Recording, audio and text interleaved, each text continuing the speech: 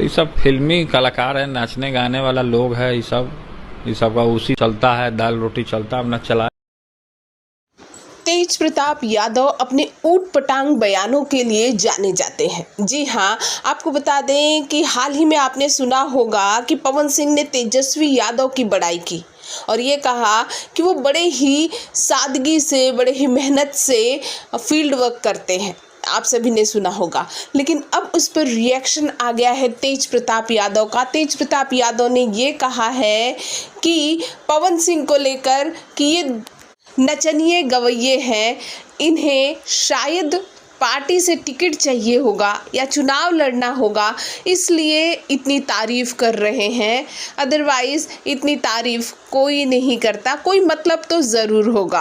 आपको ये बता दें कि जब से ये बयान आया है, तेज प्रताप यादव निशाने पे आ गए हैं पवन सिंह के फैंस के। पवन सिंह के फैंस उन्हें लगातार टारगेट कर रहे हैं और सोशल मीडिया पर कमेंट भी कर रहे हैं। TV9 को दिए इंटरव्यू में पवन सिंह ने तेजस्वी यादव की तारीफ की थी। उसके बाद तेज प्रताप यादव का ये रिएक्शन आया है। देखना ये दिलचस्प होगा कि इस पर पवन सिंह अपनी कोई प्रतिक्रिया देते हैं या फिर जो हस्र RJD ने तेज प्रताप का किया है उसी तरह पवन सिंह भी उन्हें छोड़ देते हैं।